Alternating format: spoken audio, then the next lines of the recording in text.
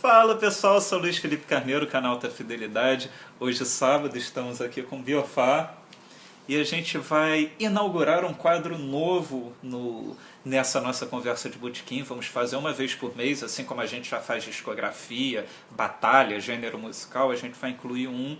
E quem deu essa ideia foi o nosso Guilherme Nogueira. Ele... Acho que quando o canal tinha no Facebook 20 inscritos, ele já estava lá. Aí ele do nada mandou uma mensagem: pô, essa conversa de botequim é legal, por que vocês não fazem sobre um ano? Ficar conversando sobre o que aconteceu. Grande ideia, né, cara? Foi. Grande ideia. Grande Guilherme Nogueira. E eu perguntei pra ele: pô, qual ano você acha que tem que fazer? E o primeiro ano que ele falou foi em 1967. Pô, tinha que ser, eu concordo com ele. É o então, ano, um dos em anos forma mais... de agradecimento, a gente vai fazer sobre 1967. Eu acho que é um bom ano para começar, né? Porque... é um ano como pouquíssimos que aconteceram na história. É incrível. Top 5, né? Top 5, top 3, top 1, talvez. A barra pesou em 67. Então me diz, para você, qual foi o acontecimento na música de 67 entre tantas coisas que aconteceram? Eu diria que se eu tivesse que escolher um acontecimento, é o lançamento de Are You Experienced? A estreia... um cara que toca direitinho aí, chamado Jimi Hendrix, em disco. E por quê?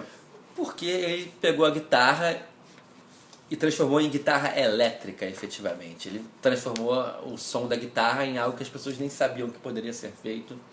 Ele revolucionou a guitarra. Qualquer coisa que eu fale aqui não vai fazer justiça à grandeza e à revolução que foi Jimi Hendrix. Que é Jimi Hendrix. É, o cara meio que saiu dos Estados Unidos, com a mão na frente e outra atrás. Era um cara que tocava... fazia turnê com pessoas de Rhythm and Blues, tocou com Little Richard, Isley Brothers e Curtis Knight, se eu não me engano. Tem uma caixa dele que tem um CD com essas gravações que ele fez. Era um guitarrista normal, super talentoso, mas nada indicaria que ele seria quem ele veio a ser. Não conseguiu arranjar nada, se mudou para Nova York, não estava conseguindo nada, foi descoberto pelo Chess Chandler, levou ele para Londres, arranjou uma bandinha inglesa para ele com Mitch Mitchell e Noel Redding. Excelente banda, Mitch Mitchell, até hoje um dos bateras mais influentes da história do rock. Chamou de The Jimi Hendrix Experience e o resto é história. É, e ele meio que juntou o blues lá dos Estados Unidos, que ele saiu com a coisa mais psicodélica. Exatamente, lá do Reino. pegou o psicodelismo começando ali logo em Londres, que era a capital, junto com São Francisco, claro, da Revolução, Swing in London, aquela coisa toda, e deu muito certo. E além desse disco de estreia, o segundo disco dele o também Axis saiu Bold em As Love, 67. que é o meu preferido pessoalmente. É mesmo? Lançado em dezembro, eu acho, de 67. É o meu Electric Ladyland. É difícil, né? É que nem escolher, sei lá, Pelé ou Garrincha. É difícil. E pra você, Lu, o que você destacaria em 67? Cara, vamos pelo óbvio. Eu acho que é o Sgt. Pepper's, dos Beatles.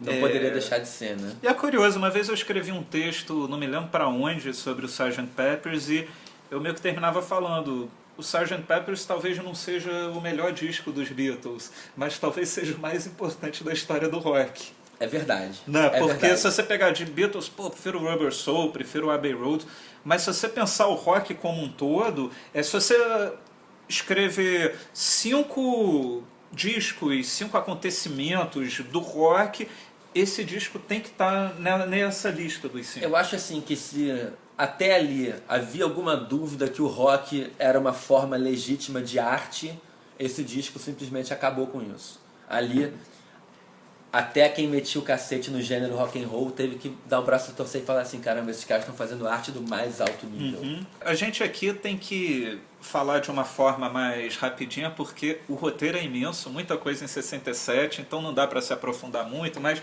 um dia a gente faz um vídeo sobre a discografia dos Beatles, sobre não sei o quê, mas fazer uma coisa mais com calma, tudo. A gente recebe muito comentário de vocês: faltou isso, faltou aquilo. Eu acho ótimo, até pra gente fazer um segundo volume do vídeo no futuro. Vai sempre faltar, né? Sempre é impossível falta. esgotar um tema em um vídeo de meia hora que seja, que já é longo, né? Porque como a gente fala, a conversa de botequim, é que nem você tá sentando com teu amigo no bar e fala: pô, em 1967 foi um putano, o que aconteceu? Às vezes, sei lá, passa alguma coisa. Vai chegar em casa e lembrar: caramba, cara, esqueci de te falar aquilo. Acontece, vai acontecer, é isso aí. Então, mas aqui, tanto que eu nem preparo muito roteiro quando a gente bate esses papos, mas nesse eu selecionei algumas coisas que não, realmente esses não podem ficar de fora. Por exemplo, um disco que não pode ficar de fora, Velvet Underground and Nico. Estreia do Velvet, revolucionando a música totalmente.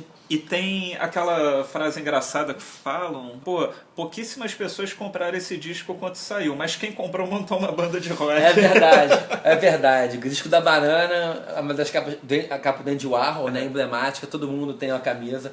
Eu tenho certeza que tem um monte de gente que tem essa camisa e nem sabe que é a capa do Velvet Underground. E é engraçado que não tem escrito o nome da banda na capa, só o nome do Andy, né? É, Andy Warhol, que é assinadinho, bonitinho. Acho que depois em outras edições botaram da Velvet Underground, mas acho que o original de fato não tinha. E no disco original parece que você tirava... Você descascava a banana. Descascava a banana. Trocadilhos aí ficam a cargo de quem quiser. E no mesmo ano eles lançaram White Light, White Que é o meu preferido pessoalmente. É? O único disco que eu conheço que foi mal gravado de propósito. Segundo o Lou Reed, foi mal gravado de propósito. Eu gosto do Velvet. É tudo no VU Minter tá sempre no vermelho, tipo todo fudido, o som bom pra cacete. Aliás, Velvet Underground da VU, né? Total, Então, exatamente. Bom, tudo. Não, e é curioso porque o Velvet Underground de uns tempos pra cá tá lançando boxes especiais de cada um dos discos, que vem com carrinho de rolimã. Holograma, aquela coisa toda. Né? Balões. Balões. E é engraçado que cada caixa tem a gravação de algum show da época. Aí você ouve e o som é muito ruim. É muito ruim. Ou seja, o som dos discos originais já é ruim. Vai dizer um show gravado... Tipo lá no bar, no gravador cassete, o cara na primeira fila ou na 10ª fila, não dá, né? Velvet Underground, muita gente diz que é a banda que as pessoas mais gostam de falar que adoram, mas ninguém nunca ouviu. Exatamente. Pega bem falar que gosta, mas o nego não se propõe muito a ouvir de verdade. Bom, já que a gente falou no Velvet Underground, falar sobre um cara também que lançou o seu primeiro disco em 67 e que é um disco que é muito pouco falado, eu não sei nem se ele rejeitava um pouco esse disco, porque quando saiu o box com os primeiros discos, a fase inicial da carreira dele, esse disco ficou de fora. A gente tá falando de quem, Louis? De quem? Do grande David Jones. David Bowie. Outro dia foi aniversário do David Jones da Monkees. Aí eu postei no Facebook, aniversário da morte dele. Ele morreu dia 29 de fevereiro. Ou seja, uma morte que a gente só vai se lembrar de 4 em 4 anos, né? E teve uma pessoa que comentou, pô, eu nem sei quem é esse cara, mas eu agradeço a ele porque graças a ele aquele outro David Jones se transformou em David Bowie. É verdade. E ele lançou esse primeiro disco, você gosta desse primeiro disco? Eu gosto, mas de fato não é um disco que você pensa assim, nossa, estou ouvindo um disco do David Bowie. É um disco de pop... Ele ainda não tinha encontrado o caminho dele lá, né? Não sabia se queria ser meio que um Bob Dylan britânico. Exatamente, ele não tinha virado ainda. Acho que ele não sabia quem ele era tanto quanto ele depois veio a mostrar, né? O que é aceitável, né? Porque ele foi tantas pessoas diferentes. Foi só a primeira persona dele que a gente ficou sabendo, né? Ou seja, a primeira persona dele foi o David Jones. Foi no ele caso, assim, exatamente. meio tipo, porra. Aí eu tô aqui fazendo minha música. E pô, o que mais? Vamos ver aqui na nossa lista. Neil Young, você gosta de Neil Young, né? Adoro o grande Neil Young. Então saiu o grande clássico do Buffalo Springfield Again. Grande banda, gosto demais de Buffalo Springfield, com grande Stephen Stills na guitarra também. Você prefere o quê? Neil Young, Buffalo ou Crosby, Stills, Nash Young? Crosby, Stills and Nash e Young, quando o Young tá afim de tocar com eles. Pra mim, Crosby, Stills, Nash and Young, ou Crosby, Stills and Nash, é o que eu mais gosto de todos. Mas discografia muito diminuta, né? Com o Young é muito Não, com o Young, de estúdio, eu acho que tem um disco só, que é o Deja Vu. Ao vivo tem o, acho que é Four Way Street, é algo assim. E algumas coisas de agora, depois eles saíram lá em turnê contra o Bush. Exatamente. Né? E a discografia do próprio Crosby, Stills and Nash é o primeiro, é o Deja Vu com o Young, tem o de 77, que é muito bom, que é o CSN, que é Crosby, Stills and Nash, e um de 82, que eu acho que até aí são bons discos. Tem um disco que eu não me lembro o nome, que é uma capa, que é tipo um planeta com umas linguiças espetadas. Esse já é a coisa mais nova, eu confesso que eu já não tenho muita... Capas mais eles já nem compunham mais as músicas eles mesmos, já ficou uma coisa assim meio... E o Neil Young, tem tudo a ver Neil Young com David Bowie, né? Porque acho que o Neil Young tá naquele time assim como o Bowie, que não é só um. Exatamente. São vários, né? O Neil Young é um cara que realmente... O cara grava um disco tipo Harvest, mais de folk, não sei o que, depois folk, grava daqui a um pouco disco... quase grunge, né? O pai Exatamente. do grunge, ao mesmo tempo folk, deu uma louca e gravou um disco de rockabilly também, né? Foi processado. Né? E por aí vai. Gravou um de crowd Gravou rock. com Pearl Jam, o cara tá em todas. E ó, já que tá em todas, Eric Clapton, 1967, só que diz... De Israel Gears, Cream, segundo do Cream de estúdio. Falar o que do disco que tem Sunshine of Your Love, Tales of Brave Ulysses, Strange Brew, cara, um clássico, Dance the Night Away, cara, descasso, psicodélico até o último fio de cabelo. A capa pra quem já quer é ouvir, eu recomendo que ouça em mono. Isso até é um assunto que a gente pode tratar em um tópico específico. Os discos todos nessa época eram gravados e mixados em mono. Os mixes em estéreo eram todos os mixes que as pessoas não estavam nem aí, porque todo mundo ouvia em mono. O estagiário fazia. Exatamente. George Martin saía fora e deixava lá o engenheiro fazer. Ouçam em mono. Aí você vai bater do Ginger Baker nas duas caixas. Porrada. Se ouvir em estéreo, fica aquela bateria magrela num canal só, não vale a pena. Já que eu fiz a pergunta qual Neil Young que você preferia, qual Eric Clapton que você prefere? No Cream, no Derek and the Dominos, no... O meu preferido é no John Mayall's Blues Breakers e no Cream, como guitarrista. Como compositor, no Derek and the Dominos. Isso é um disco, né? Mas é o disco. É o disco, as 14 ou 15 músicas. Eu tenho uma caixa desse disco. Que tem as jams também, é muito boa essa caixa. E hologramas tem e holograma, tem carrinho de rolimã do Eric também. Ótimo. Mas fala, The Who. The Who Sell Out, 67. Todo mundo psicodelicou em 67, né? The Who também era uma banda que estava naquela onda da British Invasion, uma versão, vamos dizer assim, um pouco mais eletrificada e porrada dos Beatles. Nesse ano eles entraram no psicodelismo de cara com o Sell Out. Volto a dizer, por favor, ouçam em mono. O Sgt. Peppers também. E o John Lennon falava, se você não ouviu o Sgt. Peppers em mono, você não conhece o Sgt. Peppers. Os mixes, no caso dos Beatles, são diferentes. Tem instrumentos que não estão no mix em estéreo, que estão no mono. É muito importante ouvir em mono. Tanto que os Beatles, quando relançaram a obra deles em caixas mais recentemente, eles lançaram a caixa em estéreo e depois a caixa em mono. Exatamente. E é engraçado que a caixa em estéreo, quando saiu, você comprava fácil. Cara, a caixa em mono esgotou em todas as lojas virtuais na semana de lançamento. Eu me lembro que eu demorou assim umas 7 semanas para eu conseguir a minha caixa em mono. Porque estava tudo esgotado. Foi tipo o Black Star do David Bowie. Imagino, né? porque assim, os mixes sumiu. em mono são muito superiores, porque é o formato que foi feito para ser ouvido na época. Aliás, para mim, isso é uma recomendação que eu dou genérica. Até 68, se você quer ouvir rock inglês e rock americano, compre em mono. A partir de 68, os mixes em estéreo começaram a dominar e virou o formato certo. Mas tanto que os últimos dos Beatles não tem mono. A O caixa em mono termina no White Album. É no White Album. Até 68, exatamente isso. Até 68, ouça tudo que você puder em mono, depois estéreo. E já que a gente está falando de coisas psicodélicas, não sei o que, 1967 marcou também a estreia do Pink Floyd. The Piper at the Gates of Dawn. Você gosta desse disco? Adoro esse disco. Porque eu quando falo de Pink Floyd, eu brinco assim, eu separo a carreira do Pink Floyd em 3 fases. A primeira é só esse disco. Sid Barrett, né? Depois é até tirando quer dizer, até o Final Cut, que é lá o Roger Waters, David Gilmour. Aí a terceira já é a fase David Gilmour. A fase David Gilmour, dono da banda. E é muito louco se você pensar, porque a obra do Pink Floyd é imensa, mas esse primeiro disco realmente é algo muito diferente. Marcou muito, né? Um disco muito citado. Por muito causa também do querido fenômeno em torno do fãs. Syd Barrett também, né? O gênio que tomou muito ácido e ficou louco e abandonou a banda, ou foi demitido. Depende de quem você pergunta, pra quem você pergunta. Você tem alguma música predileta nesse disco? Tenho, Bike. Eu adoro Bike. Legal. Adoro a letra de Bike. É muito engraçada. Eu tenho uma bicicleta, ela tem isso e aquilo, é verde, sei lá. Eu te prestaria, mas ela não é minha. Eu peguei emprestado de alguém. Arnold Lane. Adoro Arnold Lane. É legal que tem um DVD do David Gilmour no Royal Albert Hall, que eu já fiz vídeo sobre, o David Bowie canta com o David Gilmour. É verdade. Grande momento, é verdade. Os 2 grandes Davids da música, né? Verdade. Junto com o grande Dave Grohl. Brincadeira. Não, Dave Grohl é D-A-V-E. É verdade. Não conta.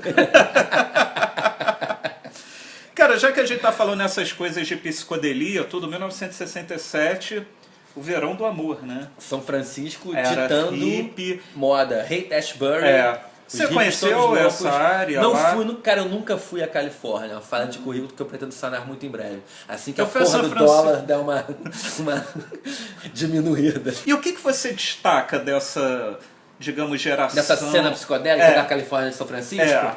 Cara, destaco Grateful Dead, claro, né? Jefferson Eles lançaram o primeiro disco deles em 67, inclusive, com o mesmo nome da banda. Pois é, Jefferson Airplane, Surrealistic Pillow com White Rabbit, que é talvez desse seja ano. o maior clássico da psicodelia, né? Tinha muita banda boa, né? Country John and the Fish, tem uma cena muito boa dessa galera nessa época mesmo. Agora, como qualquer coisa, com qualquer movimento, tem muita coisa ruim também que pega carona pra fazer sucesso. Mas essas bandas são, acho que eu acredito que são bandas realmente muito boas que tiveram um grande futuro. Grateful Dead durou anos a fio, Jefferson Airplane nem tanto, mas tudo bem? Jefferson Airplane nem tanto, mas também é uma banda emblematiquíssima dessa época. Eu vou falar de uma banda agora que eu sei que você adora. Qual? Love. Love.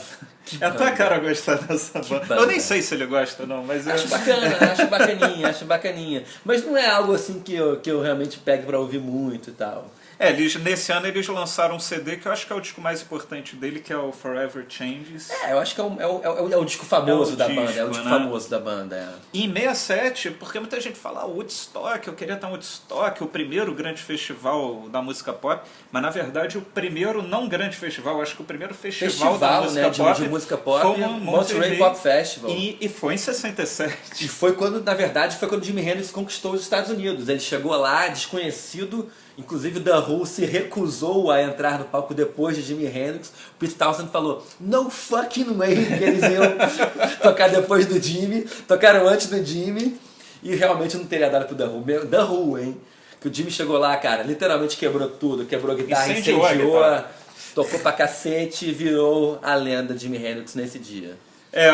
Outros destaques, a Janis Joplin tocou nesse festival. Tocou também, Grateful Dead, The Birds, Jefferson Airplane, o grande hit Buffalo mais daquela, Springfield, Simon Garfunkel, The Mamas and the Papas, Otis Redding, barra pesada, em um elenco rivaliza com o Woodstock. The Animals. Eu tenho uma caixinha. Eric Burdon and the Animals. Isso. Eu tenho uma caixinha com essa. E eu me lembro que eu tava lendo esse negócio do Monterey, porque tinha uma galera que se juntou pra ser tipo não os organizadores, mas os consultores do festival. Então era Paul McCartney, era Brian Wilson. Segundo eu sei, Paul McCartney foi quem recomendou Jimi Hendrix, inclusive. Foi ele que falou assim, eu acho que sim. Recomendo Jimi Hendrix. Brian Jones estava envolvido também, dos Stones. O Paul McCartney devia estar... Porque o Paul McCartney sempre, quando assiste o show dele, ele conta uma história do Jimi Hendrix. Clássica que história. O disco Sgt. Pepper saiu, sei na lá... sexta-feira. Na sexta... No domingo ele abriu o show dele com o Sgt. Peppers com os Beatles todos na plateia. Aí o Paul McCartney no show falou, que porra é essa? Então já devia ter um carinho. Já recomendou lá. o Jimmy pro festival e tava certo. E tem uma caixa muito legal que talvez seja uma das coletâneas mais importantes da música pop, que, para quem não conhece, retrata muito bem essa era da psicodelia, não só o ano de 1967, mas o que vem um pouquinho depois, que é Nuggets. Sabe qual é? Bandas de garagem dos anos 60. Electric Prunes. Cara, e acho que a gente falou Grateful Dead. É demais, cara. Nuggets é obrigatório. Se você gosta de rock cru, de eu garagem tenho um box americano, com 4 CDs, mas acho que são uma versão... São 7, eu acho. Acho que eu tenho todos. Baixados, não tem holograma, mas eu tenho tudo.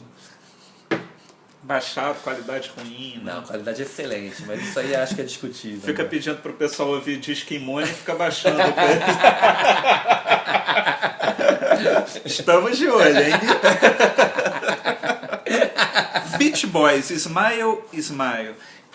Na verdade, esse disco... Foi lançado, não foi lançado, foi lançado na versão que o Brian Wilson nunca gostou, foi essa, né? Pois é. E o original mesmo, acho que saiu uns 40 anos. Saiu em 2000. Não, sei, você foi no show em São Paulo, não foi? Foi, mas me lembro, aquela turnê foi esquisita, porque naquela turnê ele estava tocando o Smile inteiro.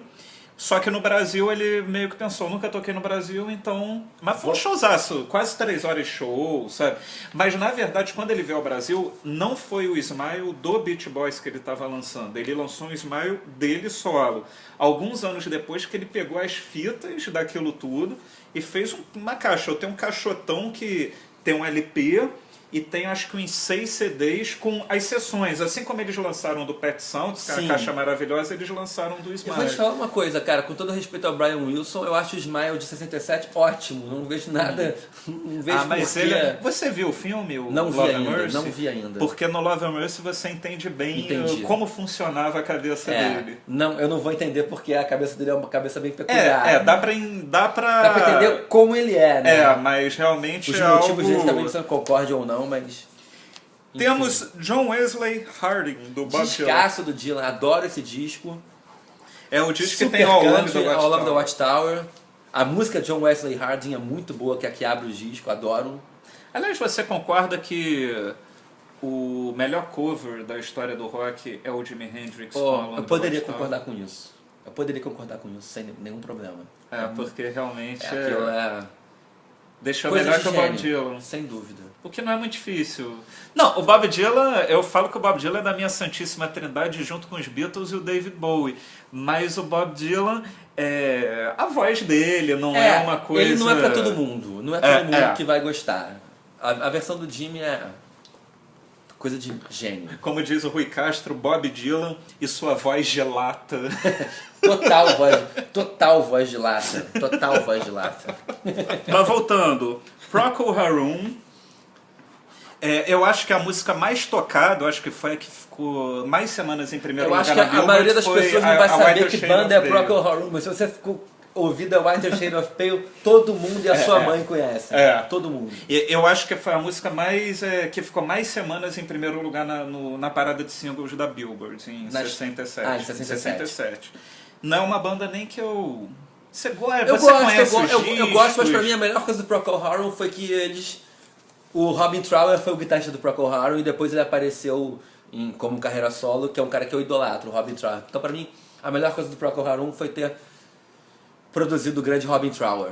A gente falou do Grateful Dead, que o primeiro disco deles é de 67. Lá eles começaram aquela coisa muito louca de fazer Muito shows de loucos. 6 horas de duração. Músicas com 40 minutos, né, Não, cara? às vezes era só uma música. Exatamente. Não é minha praia, cara. Acho isso um Também não. saco. Não acho um saco, mas não é o tipo de coisa que eu vou botar o CD. Eu acho que é só doidão de ácido que isso faz sentido, cara.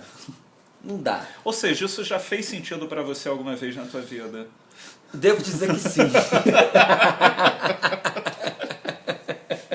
Bom, Será que eu tenho que Headquarters, ligar pro meu advogado agora? Headquarters The Monkees. Adoro The Monkees. Falem o que quiser, eu adoro The Monkees. É engraçado que o The Monkees meio que veio como uma banda Paródia de pré-fabricada. Beatles, né? Eles colocaram anúncio em jornal, tipo, querendo Talvez a 4 primeira rostinhos boy bonitos. band da história, né? Mas todo mundo tocava bem, todo mundo era talentoso. Tanto E que a esse foi um dos motivos para a banda acabar. Não, e o time por trás, os compositores eram muito bons, eles compuseram músicas maravilhosas, que são clássicos até hoje. Pra você ver como o nível das coisas é diferente, né, cara? O pessoal achava isso... A banda armada, a boy band, tem músicas fodas. Outro dia eu tava vendo um documentário do Michael Jackson, do Off the Wall, e tem trechos dele com The Jacksons. The Jackson, depois do Jackson 5. Jackson 5 virou da Jackson quando eles mudaram de gravadora. E eu fiquei olhando aquilo era uma boy band.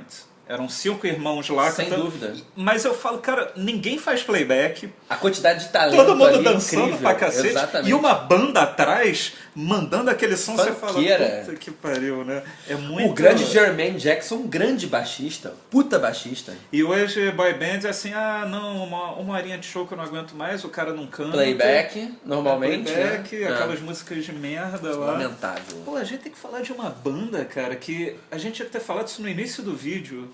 Eu quase falei ao invés do Sgt. Peppers como grande momento de 67, The Doors. The Doors, cara, estreia de The Doors. The Doors estreou em 1967 com o primeiro disco. Grande disco, cara, grande disco. Ouso dizer que pra mim é a melhor estreia do rock. Você vai dizer que é Jimi Hendrix. Claro que eu vou falar que é Jimi Hendrix. Mas aquele é uma disco... grande estreia. Que disco, né? Like My Fire, Break The On Through, End. The End.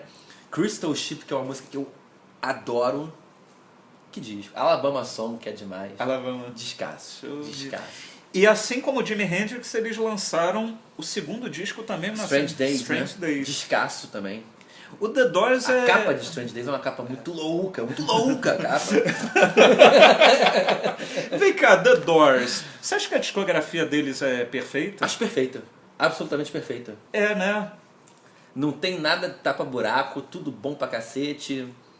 Jim Morrison morreu, nunca vamos saber se ia continuar assim ou não, mas irretocável. Small Faces, From the Beginning. Sou suspeito, né, cara? Eu idolatro Small É Faces. das bandas mais geniais que... Idolatro o grande Steve Merritt, na minha opinião, o maior gogó branco da história do rock. Canta muito. É um negro no corpo de um pirralhinho britânico. Canta muito, compõe muito. Ronnie Lane também. Kenny Jones, que depois veio a ser do The Who. O grande Ian McLagan, que depois tocou com os Stones também. Enfim, que banda. Você prefere Small Faces ou The Faces? Small Faces. Também. Pra ouvir The Faces, sabe? Tipo, tem coisas parecidas. Small Faces é único. Quem lançou um disco também em 1967 é a sua banda predileta, The Rolling Stones. The Rolling Stones. Coloquei até o quadro aqui em homenagem ao Olha Biofá. os Stones aí. Essa é a fase Mick Taylor. Que pra mim é a grande fase dos Stones. É a fase que eu mais ouço. Ousaria dizer que é meio que a fase que eu só ouço essa fase. Não, eu ouço algumas coisas antigas também que eu gosto muito e algumas coisas... Some Girls Steel eu gosto, Wheels, Steel Wheels não tá na minha lista. Todo vídeo a gente vai Você falar cismou de com o Steel Wheels, né, Luiz? Vamos fazer um vídeo sobre Vamos falar sobre o Steel Wheels? É um bom disco, mas porra, né? Mas eles lançaram o Their Satanic Majesty's Request. Que Você guarda esse disco? Cara, é uma cópia descarada do Sgt. Pepper. Os Stones tentando, como disse o John Lennon, muito bem colocado, tudo que os Beatles fizeram, os Stones fizeram 6 meses depois. É isso. Sacanagem. John Lennon falou isso. Mas esse disco E eu ele também não não tava consigo errado. gostar não, cara. Cara, aliás, eu acho que nem o fã mais eles quiseram ardoroso surfar, vai defender como muito. sempre, Mick Jagger querendo surfar a onda do momento. Ah, agora é psicodélico, então agora eu vou fazer um disco psicodélico dos Stones. Eles nasceram pra isso, né, cara? Eles são uma banda de rock. Tem um artista que eu gosto muito, que a gente estava conversando antes do vídeo, o Leonard Cohen. Ele lançou o disco de estreia dele nesse ano. Na época ele já escrevia, já era um cara... O Leonard Cohen é muito inteligente, né? Um poeta, né, digamos assim, né? É, Um poeta o cara que faz música. é o Bob Dylan canadense, é um poeta né? que faz música. E ele lançou o disco dele de estreia, que tem o Suzanne, que é a primeira faixa, So Long Marianne, e tem a música Sisters of Mercy, que a banda Sisters of Mercy deu esse nome Eu a adoro ela Sisters por of causa Mercy. da Talvez até música. mais que o próprio Leonard Cohen. Miles Davis. O que O ele ano lançou em de 67 foi um grande ano para o grande Miles Davis. Ele lançou Miles e lançou Sorcerer. 2 descassos com o segundo quinteto clássico do Miles, com Tony Williams, Ron Carter, Herbie Hancock, Wayne Shorter. Foi o que eu conheci o Miles Davis. A gente falou do The Who, no dia 25 de março de 67 foi o primeiro show do The Who nos Estados Unidos. Invadindo os Estados Unidos. Foi em Nova York. Dia 14 de abril de 1967, os Bee Gees lançaram seu single de estreia, o Bee Gees. New York Mining Disaster 1941. Clássico. Bem longe ainda do sucesso da disco music. E era uma outra banda, né? Era Outra uma banda banda, no estilo outra dos banda. Beatles, não tem nada a ver, não tinha vozinha do... ainda não tinha Como é nada que é a de... vozinha? Pô, cara, você assiste show do The Who em Paris. Francisco vai fazer alguma sacanagem com esse lance que eu fiz agora, mas tudo bem. Tem. Você assiste show do The Who em Paris, agora faz essa voz, pô, Fudeu, a galera né? vai... Tá difícil pra mim. Não tô me cair em ajudando. cima, cara. Não tô me ajudando. E 9 de novembro de 67 saiu a primeira edição da Rolling Stone. Grande revista, Que já foi uma puta revista, né? Tá aí até hoje. Você acha que ainda não é, não? Não, cara. Cara, aliás, hoje eu tenho que te dar o presente. Eu comprei a Rolling Stone do dia da morte do Bowie. Porra, me dá lá meu presente, fora. Louie. Eu tenho- Quero me muito lembro, isso, me vou te lembro. lembrar. Não, eu acho que a Rolling Stone ainda tem muita coisa legal. Você acha? Eu acho. A Rita Franklin, I Never Loved a Man The Way I Love You. Que descasso. Eu falo desse disco da Rita Franklin porque esse é um disco, né? Descasso. Tem Respect. Respect, já. E tem a música chamada If I Lose This Dream, que é uma música que eu adoro. É a música 5, salvo engano. Os Rolling Stones, a Rolling Stone que a gente tá falando fez uma enquete, né? E de maiores cantores da música pop. Acho que foi uma edição inteira só disso. E em primeiro lugar foi a Rita Franklin. Na frente de todo mundo. Canta muito, Fred né? Mercury, todo mundo. Ele canta muito, né? É realmente algo incrível. Eu é um conheci descasso. o Respect e Forrest Gump. A gente sempre cita o Forrest Gump. E foi em Forrest Gump Não, que Forrest eu Gump conheci realmente essa cumpriu música. essa função social de apresentar isso pra muita gente. Volto a dizer, esse disco tem que ser ouvido em mono. Não, não é baixado da internet, não, né? Baixa em mono. Em 1967 tem o grande Otis Redding também. Grande Otis Redding, cara. Que ele tocou no... Ele cantou no Monte Rei. E morreu, E né? morreu em Logo 67, depois. né? Logo depois. E 3 dias antes de morrer, ele gravou Sitting on the Dock of the Bay, que... Um clássico absoluto. Né? Grande Falar clássico. Cara, vamos falar de música brasileira. E no Brasil, Louie? Eu fiz uma pesquisa, assim, né? E eu vi que realmente o ano de 1967, digamos que eu não considero um ano muito feliz para a música brasileira. O grande acontecimento que eu vejo nesse ano para a música brasileira, que está misturado com a música internacional também, que é o ano que saiu o disco do Francis Albert Sinatra e Antônio Carlos. Isso. E o que você acha desse disco? Eu acho esse disco foda. Frank Sinatra querendo surfar na onda da bossa nova. E surfando muito bem. Muito bem, né? Só... O cara não consegue errar, né? O que o Frank Sinatra fez de ruim na vida? Nada. Ele gravou um dueto com Bono. É, isso realmente. Aí você me pegou. Eu tô brincando, eu amo U2, vocês sabem. Assisti 6 shows da última turnê, mas o Biofá implica um pouco com a fase mais recente do U2. Implico mesmo. Agora, pergunta também o que eu acho desse disco, Francis Albert Sinatra e Antônio Carlos Jobim. O que você acha que eu acho? O que você acha? Foda. O disco é foda. Pô, tem aqueles trechos que... Eles gravaram um especial pra TV, né? Uhum. E o Tom sentado numa cadeirinha de Vime, e meio palha. Demais. E o Tom tocando violão e o Frank Sinatra lá com um cigarro. Cigarrinho, perninha cruzada, cool pra caralho. Os dois... Duas das pessoas mais cools da história juntas. Demais isso. É, exatamente. Só faltava o Bowie ali.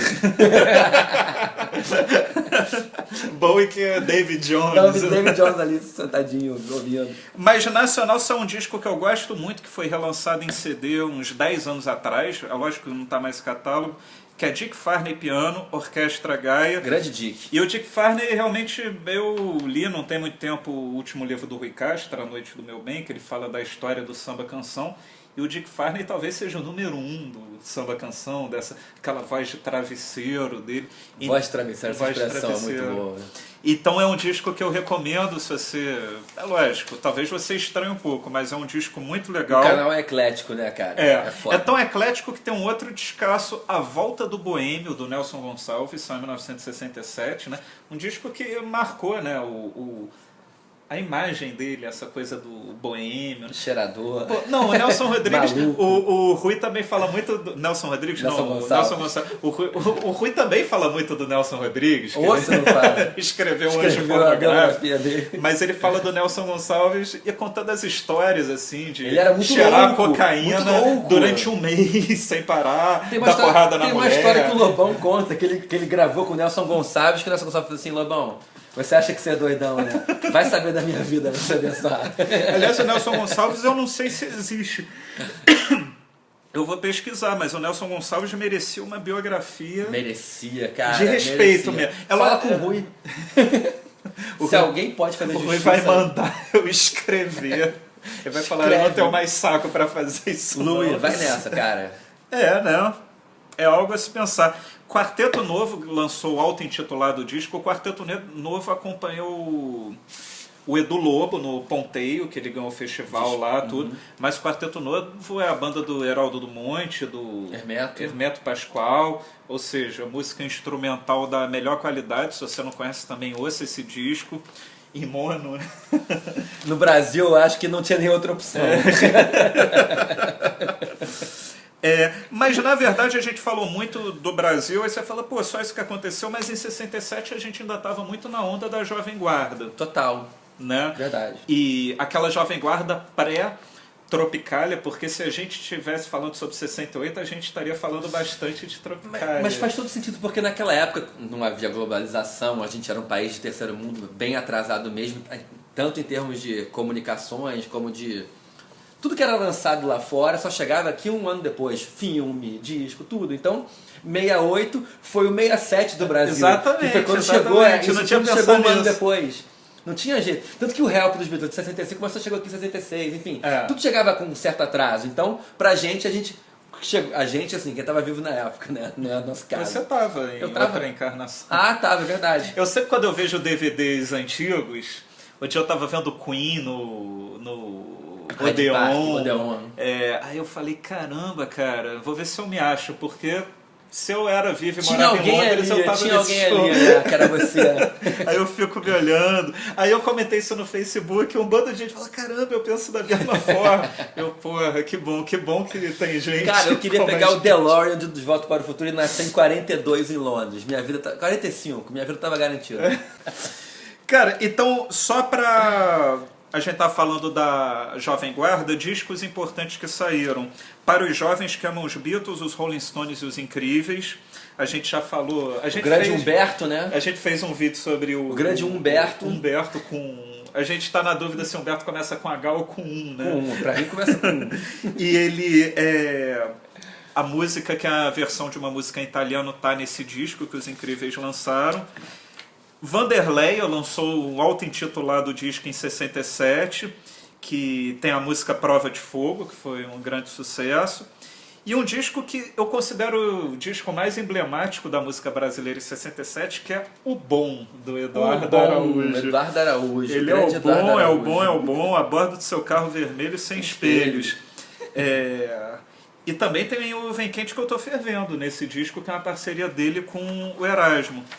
Então, realmente, pra Bossa Nova, tudo, foi um ano... Bossa Nova, pra Jovem Guarda, foi um ano importante. Pra Bossa também, né? Com o Tom lá cantando com o Frank Sinatra. Né? Quem morreu em 67? A gente citou aqui Otis Redding, Brian Epstein, que foi meio que ao mesmo tempo que os Beatles lançaram Sgt. Pepper's, o Brian Epstein morreu depois. Eu acho que foi o início do fim dos Beatles, a isso morte dito do por Brian. todos os Beatles, né? Eles perderam o pai deles, exatamente, o norte, o cara que... E o Paul McCartney meio que... Talvez por ambição, ou talvez por falta de opção, porque ninguém se apresentou, meio que assumiu o controle dos Beatles e fez muita coisa boa. O Brian Epstein, pra mim, é tipo o Francisco morrer. Exatamente, tipo, o Francisco a não é gente o não tem Brian norte. Epstein. Não, se o Francisco canal morrer, acaba. acabou o canal. Viu, francês? Sabe quem morreu também em 67? Quem morreu a gente também? falou muito de Miles Davis. John Coltrane. John Coltrane morreu de câncer. É. Infelizmente, foi a perda do ano. Eu vou viajar agora e ter um show agendado do filho dele. Ravi Coltrane. Eu já assistia Pode no ir, Free porque é Jazz há muito alguns bom. anos e eu tô com vontade de ver de novo. Vai ser no Jazz Standard. Meu clube de jazz preferido em Nova York. Do Jazz Rui Standard. Castro também. Na rua 27. O Rui Castro, quando eu vou pra Nova York, ele sempre fala: vai ao Jazz Standard. Se o show for ruim, pelo menos eu te garanto que você vai comer um belo bife.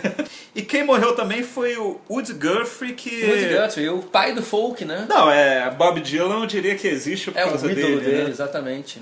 Pai do grande Arlo Guthrie, que tocou em Woodstock. Tocou em Woodstock. A grande clássico Coming into Los Angeles.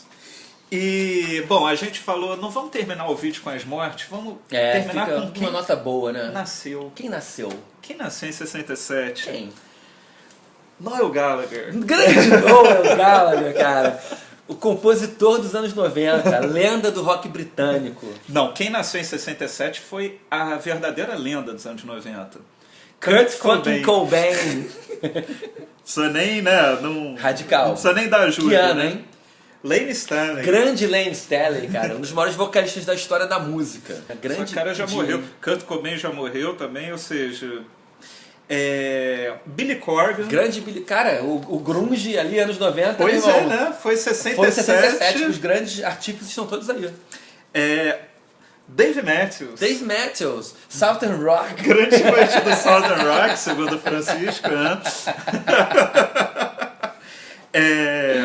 Dave Navarro, puta guitarrista de James Addiction. James Addiction, que depois gravou Red Hot disco Chili com Red Peppers, Hot. não foi muito bem recebido. Como é que é Red Hot Chili Peppers? Red Hot Chili Peppers. Boa. Bom, nacional, Marcelo D2. Marcelo D2, grande D2. Marisa Monte. Marisa Monte, grande Marisa. Marisa Monte. E bom, acho que foi o roteiro todo, já tá tudo Que riscado ano, aqui. hein? E indicação, vamos terminar rapidinho que eu preciso ir ao banheiro. Fechado. Eu vou indicar, cara, a Your Experience do Jimi Hendrix, né, cara? A gente falou sobre os discos e tal, eu acho que é obrigatório. Qualquer pessoa que quer saber um pouco sobre Por todos os motivos, né? guitarra, psicodelia, rock and roll, qualidade musical, não tem erro. Bom, eu vou indicar também o que a gente falou muito, que é o disco do Frank Sinatra com Tom Jobim. Grande indicação. E eu indico isso porque eu sei que o... Beloca 83 aprovaria. Grande Isabel. Grande Beloca. Eu tô falando isso porque eu sei que o nosso público é muito mais voltado pro rock. Então, às vezes, deixa passar. E Frank Sinatra, hoje eu estava conversando com um amigo nosso lá que comenta tudo no canal. E, cara, se você ouvir Frank Sinatra com atenção, a tua vida pode mudar. Verdade. Vários discos, aquele com a orquestra do Count Basie e tudo, Quincy Jones, né, no mesmo disco. Quincy Jones. Então, se você é mais daquele, gosto de rock, não sei o que, ouça Frank Sinatra com Tom Jobim. Aliás, se não quiser ouvir o disco, veja no YouTube esses vídeos que tem os dois cantando juntos, que vale emocionante, vale muito a pena. Bom, eu espero que o Guilherme Nogueira tenha aprovado. Esteja satisfeito. Né? Não deu pra falar de tudo, claro, como sempre no canal. Mas a gente espera lá de vocês. Faltou isso, faltou aquilo. Mas eu espero que vocês tenham gostado, porque a gente vai fazer um próximo vídeo também daqui a um mês, sobre um ano. Eu já sei qual vai ser o ano. A gente já entrega ou não? Não, vamos botar um suspense. Então tá. Eu gostei muito de fazer esse roteiro, porque é muita coisa para falar, né? A gente pode viajar mais aqui nos papos. E deixa aqui embaixo para você qual foi o acontecimento mais importante de 67, desses que a gente falou, ou então de algum que a gente tenha pulado, né? O que para você foi o que definiu o ano de 67 na música. E amanhã a gente está de volta com mais um vídeo aqui no canal da Fidelidade. Tchau.